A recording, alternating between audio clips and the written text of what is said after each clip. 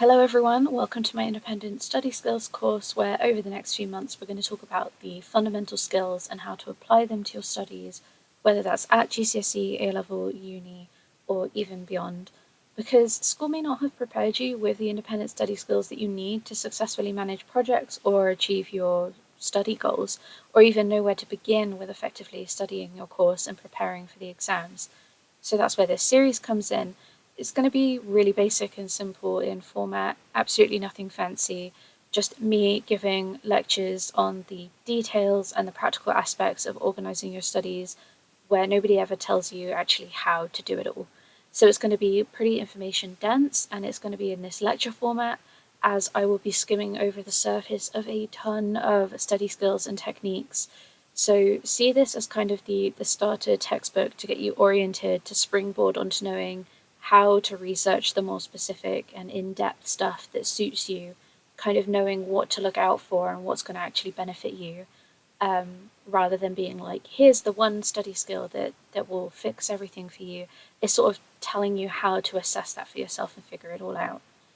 So this course is therefore going to be best suited for people beginning an advanced level of studies who have always struggled to know how to organise, motivate, or begin, or maybe just never learned these study skills at lower levels of school. If you are doing your GCSEs, that's fine. You're welcome to join in. You might find that this is a bit beyond what you really need to get through your GCSEs, but good for you, because the sooner you start learning this stuff, the better, really. But if anybody finds that paying attention to the entirety of a lecture is pretty tough, feel free to come back to it in smaller chunks. Ultimately, you've got to engage in a way that suits you, but know that I will be linking to the YouTubers who have great video editing skills and make flashy and engaging content that's shorter and sort of easier to digest, but on the specific skills or techniques or bits and bobs. So even if you're just coming here to this series to go and find those videos and sort of have somebody structure that content for you, great, welcome. But please do feel free to ask me any questions or make comments, give feedback, post anything about something you're specifically struggling with, as I would be happy to tailor and make content and focus down on something specific that people are requesting as we go through the course. I highly recommend that if you're trying to manage your studies, that you take notes as we go along in this course for any points that you find important or that you want to remember or reflect back on later to integrate into your study habits. And of course, that then means you can take part in any practice or tasks that I walk us through. But if you're new here to my channel, thanks for joining. I'm Jolene Moon. I'm a physics PhD candidate. I've been a private tutor for 11 years. I am new to making YouTube content, and I have been focusing my content primarily on GCSE science and math revision, but I also teach A-level maths, physics and chemistry, as well as some degree course content, particularly in the geosciences. So it's a variety channel here for all things STEM, study and revision focused. And the start of a new school year kind of felt like a good time to come back from a pretty long hiatus on this channel with some fresh study content, but it is going to be at quite a different level to where I was making content before. I will be going back to do that content as well, but this is just something a bit different. So this course should arm you with everything you need to actually independently apply study skills, helping you know how to find and maintain focus so that the work that you do is productive and successful, keeping you motivated and confident in what you're actually doing, and that it's actually producing outcomes you want. The worst thing is to be working for hours and not have achieved anything or not have had anything go in, you know? I'm sure we're all familiar with the fact that you can read books for hours, but if you have no idea if that hour of work has actually translated into marks in an exam or has actually boosted your understanding, that's pretty stressful. But the better your independent study skills are, the better you will be at assessing your own progress and strategizing and finding the techniques that actually change what you're doing to be more successful next time around, which makes your learning more successful. We are going to do this by going over the specifics of some strategies and techniques that are tried and tested by other students, as well as suggesting how you can ideate other strategies or ways that work for your style of learning so that you can deeply engage with your subject material and really integrate it into that long-term memory storage. But like I said, this is more about teaching you how to know what's going to work for you and how to find it so that you can practice it and apply it I will just be going over some examples so you can sort of see how this works in practice. But you've got to chop and change out the specific thing that will work for you, you know? So if you are watching along and you aren't doing a maths GCSE, don't worry about it. Try and see if you can apply the concepts without the specifics to whatever you are studying or whatever skill would work for you. The best way to learn and practice any of these skills is, of course, with a private tutor or a teacher who can work with specifically you and your needs. So this is going to involve a lot of generalizing. But if you are getting stuck, do let me know. I will help and answer as many comments as I possibly can, or other people in the community can support you and we can all answer each other in the comments. All right, so let's talk about what this course entails. Now, obviously, we've begun with our introduction, where we're going to establish the basics of independent study, assessing where we're at now. And of course, any good project begins with knowing the lay of the land, honestly and accurately right now, so that you know what you're working with and what you've got to build on. This helps all of our planning and every stage after to be more comprehensive and applicable. And as you'll see, these skills do kind of tie into each other in order. The idea is that you will follow along the course in order, building a set of skills, but also see how they kind of flow into one another and interact as a chain reaction, each stacked on top of the previous skill, making the next one stronger. And of course, the more you practice all of these skills, the stronger they will all get. And these early ones are the most important. As an example, it's no good trying to revise for exams if you're not honestly or accurately assessing where you're at and where you need to begin your studies. You know, that's how you tend to stick to revising the thing that you already know and avoiding the thing that you find the hardest. And, you know, that's not going to benefit you when it comes to the exam. So after practicing, assessing, and asking ourselves where we're at, we're going to move on to the planning, preparation, and time management skills. We are going to cover things like how to organize your schedule, how to keep yourself on track, and a few techniques like the big ones like Gantt charts or tracking or preparing for tasks, no matter how big or small they are. And then procrastination. This is likely to be the first hurdle to any independent student. I don't think I've ever come across a student that doesn't struggle with procrastination to some degree. And it's something that requires attention, as it has deep emotional and psychological roots that we can't tackle alone or even deal with their symptoms without appreciating and dealing with that root cause. So once we've successfully countered the procrastination hurdles and causes, we will move on to tips and advice on managing research or critical thinking and resource management and assessment. Something I've always said, tongue in cheek, mind you, is that the greatest skill that I learned at uni was how to properly Google and find things. The internet is a really powerful tool, and more than ever with all the spam and AI nonsense, knowing how to critically engage and find what you're actually looking for and what's actually useful for you is an extremely powerful and an important skill. This skill will actually make up the bulk of your studying, no matter what you're doing, and it's up to you to find the resources that work for you and your style of learning. So we will also briefly discuss learning styles in that session too, although they are going to come up across loads of these lectures. Okay, so then we will be getting into the real nitty-gritty and practical skills. How do you handle homework? Obviously, if you're independent studying, you might not be being set homework by anyone, so it becomes a task that's entirely left up to you. And how do you choose how to set yourself homework? Like, how do you find the questions to work on? How do you know what you need to practice? How much is enough? How do you critically and reflectively engage with marking your work and forming constructive feedback to help you move on successfully? Those are all homework skills.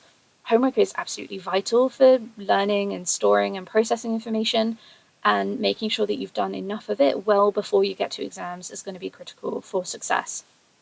Naturally, though, following on from that comes the revision skills stage, where you aren't learning or processing things at this stage, but revising them, refreshing your memory, moving from understanding a subject to being able to recall it on demand or apply it to unfamiliar or challenging situations and tough questions. This is how you know that you've really learned something. And I could do a whole course on just revision skills alone, but we're just going to cover some practical tips and tricks, and as condensed a version of advice for how to approach revision as an independent student as best as I can. And finally, in this section, the dreaded exam skills. And how does this differ to all the independent skills that we've covered so far? How can you confidently walk into an exam feeling prepared, resourced, and fully supported by all of your hard work and come out of it successful? This is a completely different skill set. And then we get to the back end of the course, where I will go over specifically math skills, so how to read or understand the language of maths, tips to break down all the numbers and equations, and study resources and guides in ways that make sense, or what appropriate revisional study skills make the most sense for applying to a maths course, and then specifically applying some of them, and how to build on these skills to take you from a struggling math student to a confident and independent mathematician. Crucially, over this course, you're likely to have encountered challenges, problems, anything that went wrong, or things that aren't working specifically how you'd hoped. So the session after that, we will discuss logically and practically approaching problem solving to help you get started on moving forward sensibly rather than feeling stuck or unable to identify how you should react or respond to whatever problem comes up. So we'll go over some common specific problems that math students face, but of course this will be applicable broadly as well to any project management. And lastly, we are going to wrap up the course with specific examples of how to reflect productively, how to notice and discern and where you need to course correct and how to actually do that and apply those problem solving skills to improve your whole process. We will discuss how you can manage yourself critically and with responsibility to improve every aspect of any operation that you want to improve with some simple tools and frameworks, and of course building on all of those previous skills. Now, of course, you don't have to watch all of the videos. You can dip in and out of the ones that you most want to work on, but I will be constructing this course as though you followed along with all of these, and like I said, these skills do build on one another. So if you are going to skip, do make sure that you're at least very confident with the previous skips, or just bear in mind you might have to pop back to a previous video, watch a little bit, and then go back to where you were. First, we're going to define what we mean by independent study, so we're on the same page. Usually it does mean something like self-directed, self-motivated, all of these self words, and there's the suggestion as well that you are alone, that you are solely responsible and actively managing your study without external input or maybe help. And of course, we normally mean this in terms of some formal educational or academic goal. Teachers may have been using the terms independent study throughout all of your schooling, but you don't really actually start to practice this until around A levels and beyond. And even then, you can independently be studying anything, manage any independent goal or project, whether academic or not. The principles are the same. And while you are in some form of education, you're not completely independently studying the content because the teachers are still doing a lot of work for you to organize the study. So it's not truly independent. The idea throughout school is that we are taught to practice independent study by taking our homework home, practicing the questions or tasks by ourselves or with a little bit of help. The problem with this is that those tasks are laid out plainly and clearly for us. They are step by step broken down for us, and they often only rely on the specific resources that a teacher has provided with you. So like I said, none of this is truly independent. So what do you think independent study really looks like or involves? And if you are taking notes along with us, whenever you see a pink question like this, jot down, pause the video, give some of your ideas, explain. For this one, you might want to list some of the visuals, the tools that are involved, the tasks that might be involved. Think about what is your imagined so-called independent student doing? What are they using? How are they studying? What does this look like?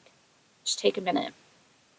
Because we do tend to have some very rigid and cliche ideas about this. Usually we think about someone hunched over a desk reading a textbook late into the night, or someone grinding on their past papers doing loads of questions.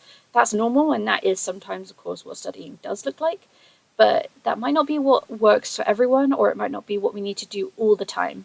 There are so many other options and so much more than revising what was covered in class or reading a chapter of a book. And to truly actively and independently learn a subject properly, it takes a lot more work than that. But of course, it can be overwhelming to know where to begin. That's what this course is for. So I think treating your studies like a project you have to manage can help reframe and kind of broaden your mind to all of the work that's actually involved in independent study and to help you get a little bit less stuck. So that's the language I'm going to use to help us visualize and assess all of the ways that we can manage our studies successfully. Now, I'm going to call this the manager mindset because I feel like it encapsulates the sense of ownership, agency, and being on top of everything quite well. And by manager mindset, I mean truly that sense of having taken total charge of a project, goal, or task. And it might be you or a friend, you might have known or seen this in action. If you have like a complete action plan, you've got realistic, achievable mini goals, you know all the timelines, you know all the resources you need, you've got it all ready to go, it's all planned down to the letter, it all goes to plan, everything's accounted for, and being able to problem solve any of the challenges or obstacles along the way that derail the plan, and also being able to ask for help when you need it, and just showing up, knowing how to handle all of these things in your best, your best mode. This manager mindset shows that someone is thinking really critically and aware and proactively. They are successfully utilizing organizational skills to achieve their goals, and they know how to follow through on their plans, taking action and manifesting everything that they need to be successful, managing everything really well, even when things aren't going well, even when things aren't going to plan. And of course, this is idealized. We may not always be in that mindset, and we don't have to always be in that mindset, right? It's just I have a scale of different mindsets that we might get stuck in that are holding us back from being in that manager mindset from start to finish. So there's no need to be in that mindset 100% of the time. It's just a good ideal to strive for. And there's clearly times when it's going to be more important than others to make sure that you're embodying it, like the start or when you face a challenge or when you're near that finish line. So let's identify where we are at on this scale if we're not in our best manager mindset. So like I said before, being able to honestly and accurately assess where you're at, especially at the beginning of a project, that's going to help you recognize what next steps you actually need to achieve success. And this might involve things like, are you passively letting opportunities pass you by or wasting loads of time? Are you making decisions and taking actions that are sabotaging your goals or making mistakes? What if we're procrastinating and panicking and getting confused and stuck? Or we may need to notice that we're struggling because we don't have the right resources or time to complete a certain task or face a certain obstacle. We might shift through all these different mindsets in one project, or tend towards certain mindsets for certain tasks, or you may find that you have a propensity for a specific mindset very dominantly, no matter what goal you're working towards, which may mean that there's something deeper driving the behavior patterns that can be worked on. But for now, be really, really honest with yourself. Where do you think you are now when it comes to your studies? Or if you're not actively working on any independent studying right now, think about usually when it comes to revision times or comes to managing a project you're working on, where do you tend to end up stuck or challenged or facing problems? If you're not sure, I am going to quickly go over each of these little categories, and you might be more able to identify which mindset you tend to find yourself stuck in. So first, at the red end of the scale is the passive perceiver. This person is easily recognized by being completely stuck, apathetic, not making any decisions or taking any actions. This person might be wasting so much time or getting easily distracted by side quests or other priorities. And you might also notice that this person is completely unbothered by problems or the consequences of not taking actions towards achieving a goal, or not thinking at all about how to problem solve or tackle obstacles in the path. This is clearly an issue or a struggle with motivation, just that there's no real investment in achieving the goal, or maybe it's that this person feels powerless to achieve the goal. Maybe they don't have the resources or don't know what resources they need to take action and move forward, or maybe there's something blocking their agency to do something about the obstacles in their way. This could be internal in the psyche, but it could be external factors. Sometimes these things are out of our control, sometimes there's something we can do about it. But recognizing and discerning where you have agency, power, control, and where your motivation lies is key to breaking out of this mindset. Next, we have the tragically overconfident actor. We may have slipped into this mindset when we have been taking actions or making strides that actually take us further away from achieving our goals or cause us to fail or make mistakes. Now, this isn't the end of the world. It might just mean that we're distracted or lacking the knowledge or discernment to know that what we're doing isn't helpful, or it might mean that we have issues of avoidance, procrastination, or self-sabotage. This can be tricky to discern or recognize in ourselves, so we might need outside feedback to spot when we're stuck in this mindset. It is important, though, once you've identified it, to keep aware of yourself more generally, and to be careful about regularly reflecting, checking in with yourself, and that your actions are aligned with your plan, and assessing if outcomes are moving you toward your goal or away from it. You've got to be realistic and honest and step back from being too in the situation to make sure that you're seeing it for what it is. So slowing down is really helpful with this. There's no need to rush into an action without considering how it's actually going to help you or what you're doing something for. Careful planning can even help to prevent this mindset completely. Now, a little bit different, we have the Paralysed Panicker. This is a very scary mindset to be in, but luckily it's very, very obvious when you are there. This mindset tends to be really closely associated with big procrastination problems, and I'm not talking about wasting 15 minutes before you start your homework or revision. I am talking hours going by and you don't even notice how much time you've wasted when you had intended to sit down and start working. The panicker may be completely stuck, or not knowing what to do, or completely overwhelmed by all the choices and priorities and finding it hard to choose one path. This tends to happen when you care so much about success or when you deeply fear the possibility of failure. It especially becomes more likely if you're less clear or less confident about the action plan, or if you are easily overwhelmed by the scope or nature of the tasks ahead. And you might even find, if you're stuck in this mindset, that you feel like you don't even have autonomy anymore, that you aren't good enough to manage everything, or like trying success even is pointless, or like there's no chance that you'll successfully hit a certain deadline. It's the self-defeating, hopeless self-saboteur in your mind, an internal block that can turn into vicious cycles. Breaking out of this mindset might take deep personal work, of course, beyond the scope of this course, because it's so closely tied to procrastination. So we'll touch on it to some degree, but if you're watching this and you really strongly resonate, please reach out and get resources for help with procrastination and seek counseling or therapy for help with working on these struggles.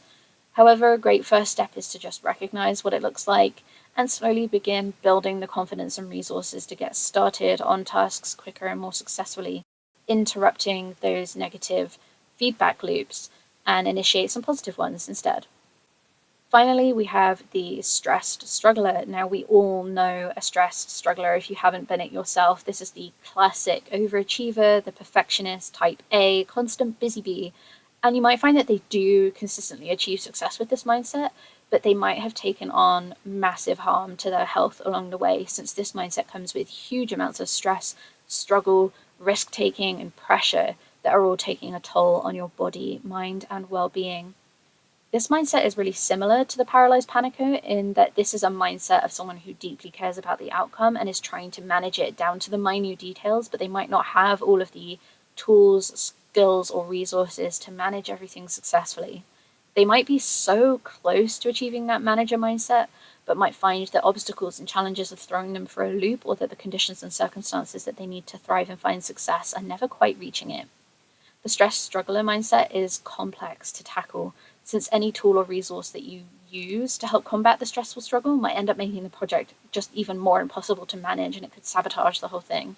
It's like a self-fulfilling prophecy of self-sabotage and struggle, constantly choosing more and more challenging situations, striving for greater and greater success, demanding more and more of themselves, and potentially choosing the wrong tools for themselves. Over planning, rigidity in your mindset, and putting incredible amounts of pressure on yourself are symptoms of this mindset.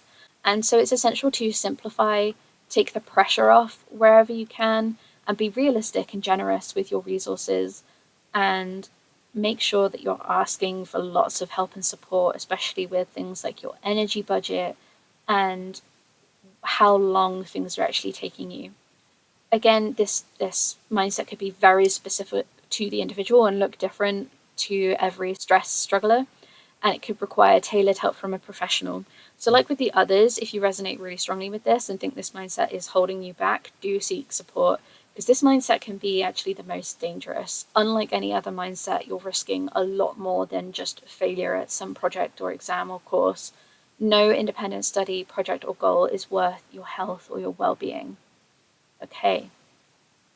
So now we've thought about these different mindset types, or maybe even come up with your own, we can talk a bit more specifically about being intentional and reflective, to take the time to recognize where we're at, how we got there, and how to be intentional about how we move on from it. This is what makes the manager mindset so powerful, because it's all about setting intentions and regularly reflecting with a sense of inner confidence and calm, with honest self-awareness, critical analysis, acting with agency and responsibility. It can be really intimidating to think of yourself managing something this way, but remember that you're not supposed to be perfect at this immediately or even ever, right? It's an ideal that we are striving to embody when we need to, but every mindset and every approach has its place. At the end of the day, it's just a useful model to describe an idea, or get to grips with the skills that we're trying to build to achieve our goals. So reflecting on what's holding you back from following through on an intention that you set can make it easier for you to seek the specific support that you need, that's going to work for you, whether that be from the internet or from your support structures or networks. You might more quickly find what's useful or applicable to your situation, or maybe find that you can articulate a struggle that was hard to even recognize before. So reflecting every time you've tried something new or when you hit a roadblock is really, really powerful. At uni, I had a coach that taught me these 4 questions to help direct a self-assessment. It only takes a few minutes to jot down the answers to these really simple questions and create a powerful and effective change. So feel free to go along, pause if you need to practice answering them for a recent goal or task that you tried. So first, clearly, we have to think about, what did we try to do? What was the intention? Whether that was pass an exam, work on an entire project, learn a whole subject, or even just complete a revision session. Be specific about what the intentional goal or task was. Then you have to evaluate how hard you tried. Now, be honest here. There is no judgment. This is not about shame. It is about sincerely reflecting accurately on how you can improve to provide yourself with an assessment and some feedback. Did you try your best, or did you fail to show up in the way that you expected that you would? Were there reasons for this? If so, what held you back? Just neutral, judgment-free facts. And then we can give ourselves some honest praise. What went well when we tried? What was successful, or what worked about what we did? Was it that we actually started the task that we tried, however small or big? Was it that we followed through on the plan? Was it that we felt good while we were doing it? That the motivation was there, or that we stuck to the timings that we said we would stick to? Whatever it was, note what went well and praise yourself for that. Now, lastly, and most powerfully and importantly, how can you do better next time? This is another situation you have to be very, very specific about. Is it the timing, the tasks, the strategy, the way that you study? Is it time to change the environment, or do you need different resources or skills? Assess what went down as though you are a detective looking for clues at a crime scene. Find what went wrong, let it inform you how you can make change next time. Now, you might have noticed a few times the assessment of resources has come up. Now that we've discussed how to assess and reflect how you did at something, let's specify even further, knowing what resources you have at your disposal, how to access them, and how they can help you follow through on your goals. Now, this might involve taking inventory of the practical tools you have at your disposal. For example, a classic study or revision session needs pens, paper, books, textbooks, revision notes, or maybe even access to the internet. Or this might mean knowing what you need ahead of time to complete the project. Do you need to access textbooks? Do you need a revision website, a tutor, specific homework plans, a revision timetable, a course schedule, a chart? Do you need tuition funding or a steady supply of revision notes, guides, pads of paper, books, whatever it is? Do you need digital storage space to help organize all of these digital notes and resources? Do you need a time management app or a distraction timer or some other digital organization or help tool? What about the support that you need? Where do you find yourself challenged the most or least knowledgeable? And where do you think it's unrealistic to expect yourself to manage completely independently? Knowing what support you need and researching how you can access that support, or talking to others to find out more, could be the difference between failure or success. Independent doesn't always have to mean solitary, right? It's kind of a myth that anyone truly achieves anything off their own back, right? Of their own hard work.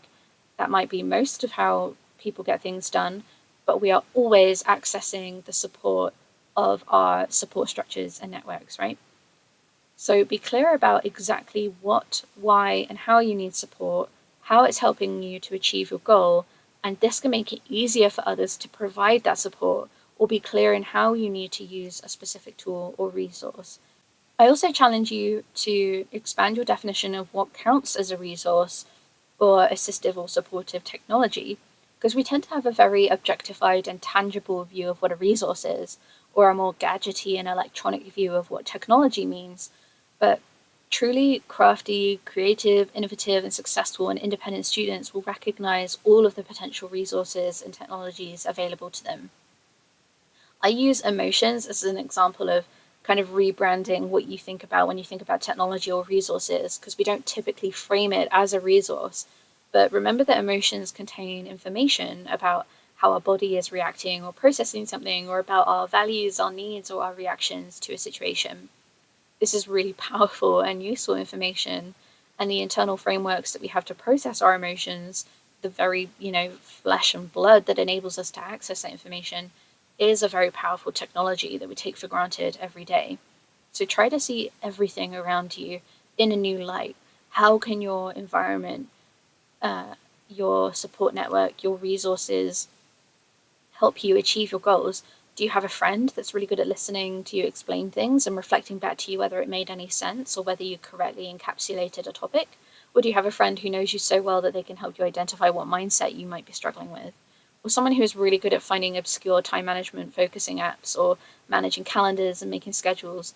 Whatever skills, resources, and technologies can you offer your network?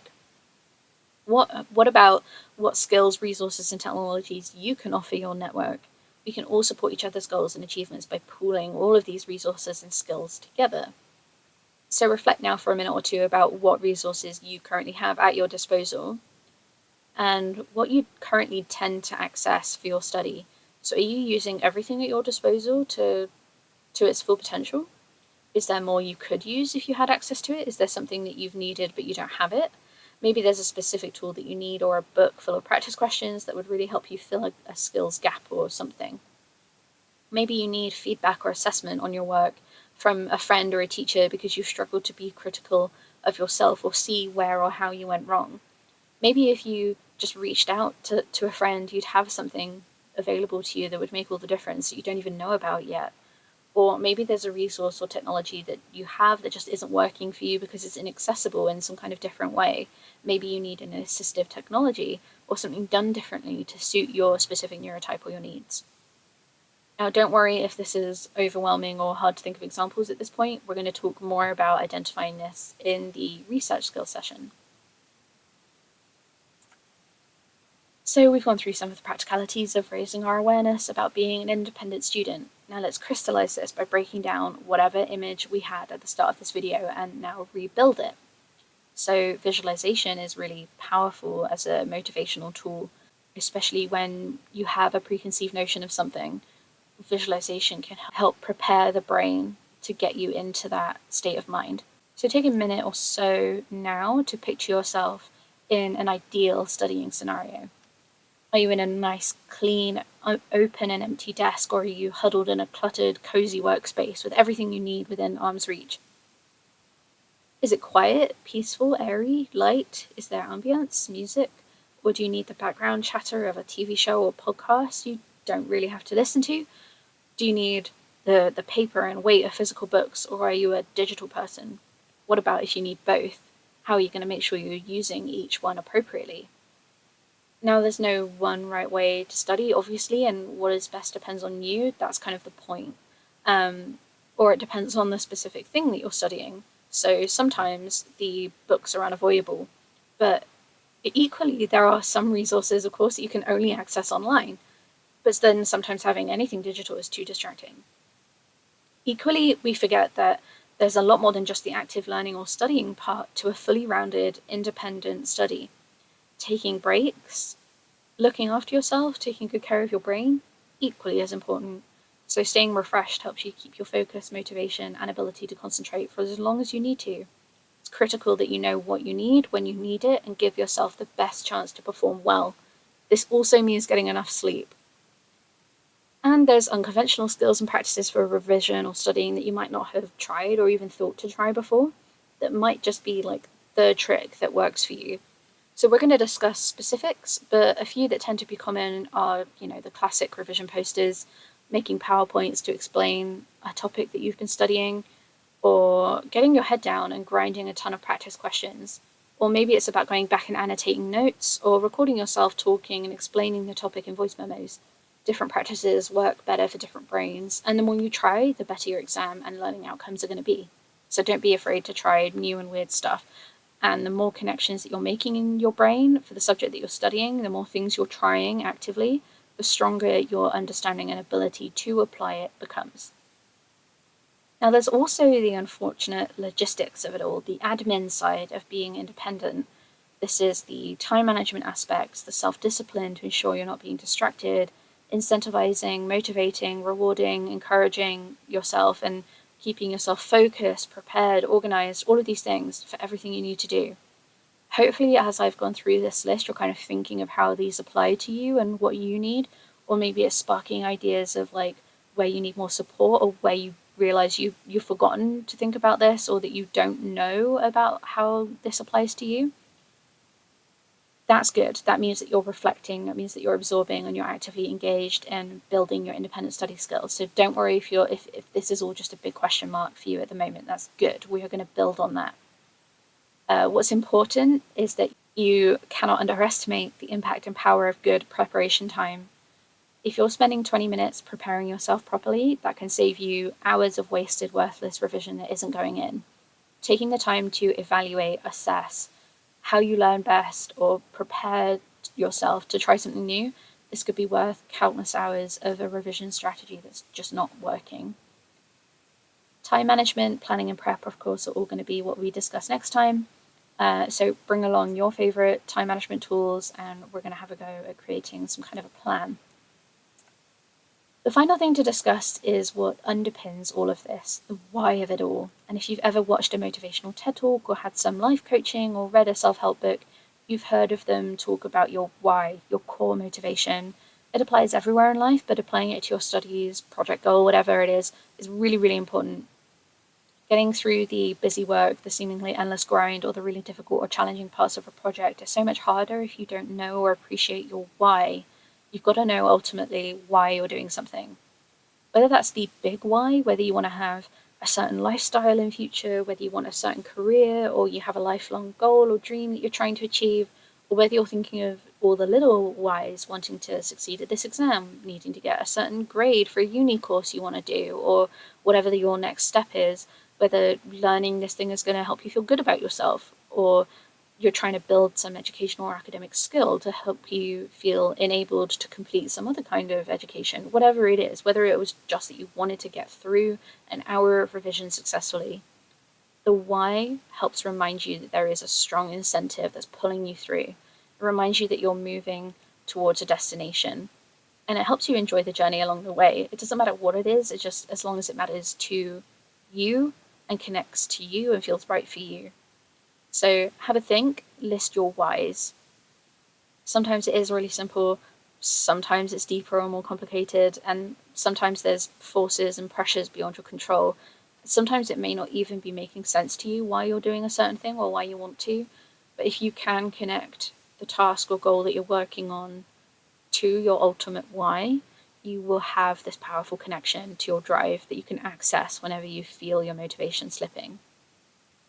It also gives you this sense of ownership, responsibility, and agency towards achieving your dreams. This is truly the independent part of independent study. When you know why you're doing something and you've planned how you're going to get there, you are empowered and responsible and doing what it takes intentionally to get there. That is the core of the manager mindset, and it can help keep you very focused. All right, so I think we've talked about making the transition from a supported school student to a fully independent student. And it can be really challenging and confusing, especially because nobody ever really told you what it means, what you have to do, or how to do it. To really put everything we've talked about today into perspective, I want to go back and think about how you weren't independent at school. Because of all the work and skills I discussed today, they're mostly hidden from you at school until, like I said, roughly you get to your A levels. But given everything we talked about, think about all the ways your teachers managed the logistical, practical structure of your education and shaped your studies, what resources, tasks, and work did teachers have to do to manage your studies and structure it all for you? Take a second, pause, try listing a few things that maybe you hadn't thought about before. And, of course, after all, it's their job. But now that you're learning some independent study skills, it's about to become your job. So have a think. I'm about to make a few suggestions. Teachers, of course, have to plan the content that you have to learn in each lesson. They have to make sure that they've covered all of the required content on the syllabus in time before the exams.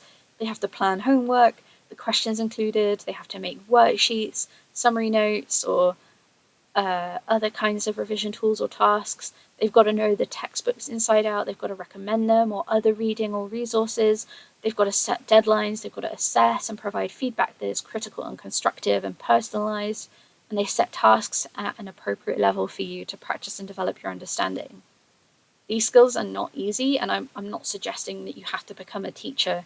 Obviously, it's one thing to manage a curriculum for a number of students and another to just manage your own learning. And you can still access a lot of support for some of these skills.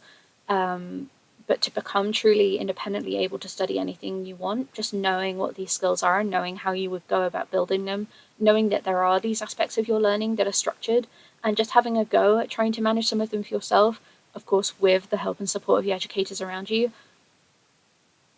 And that will help build you into being able to independently study or manage anything you want, right?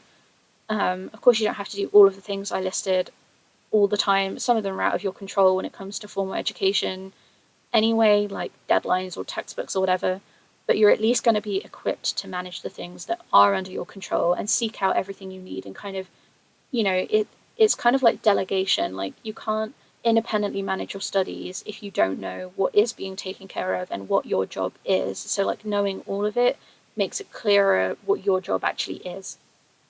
And that will help you find what you need, right? Whether that's from your teachers, your tutors, or the internet, or books. If you know what you need to do, it's easier to go and then find the specific resource to help with that. Okay, let's summarize what we covered today. You now know the course outline, the skills we're going to focus on in the coming weeks or month. That's going to be time management and planning, organization and procrastination, research, homework and exam skills, and maths, problem solving, and self-assessment skills. We have defined what independent study is and looks like, and maybe challenged or expanded your view of what that looks like. We've discussed the different mindsets that people tend to get stuck in when trying to complete goals, especially with studying, on a scale from the passive perceiver to the manager mindset. And we looked in more detail at how you can recognize each mindset, what they mean you might be struggling with, and some hints at how to break out of these mindsets. We then covered some independent study skills like setting intentions and reflecting on progress, assessing where you're at, where you need to go, and how you did. And then how your core motivation and drive, your why, can build a strong foundation to incentivize you through the tough times. And finally, thinking critically about resources and practical work that go into managing studies in a structural sense, which hopefully you will have the skills to manage as you complete this course. I hope you found this helpful. I know it was a bit basic. It was only an introduction after all. I know it was a long one, but well done for making it through. Thank you for listening. And of course, feedback is very welcome. I don't have a set schedule for posting these. I'm going to try and get this course out and finished before Christmas arrives, though, so that we've got a really strong foundation for the January to May exam prep time. As I go, I'm going to be adding more resources, other YouTube videos that I recommend, and notes on my website as well as going back to making my revision video content for specific GCSE topics. So do keep an eye out for those if you're a GCSE student.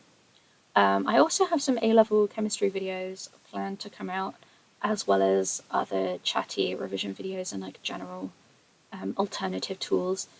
But in the meantime, do look after yourself and others, and thank you for watching.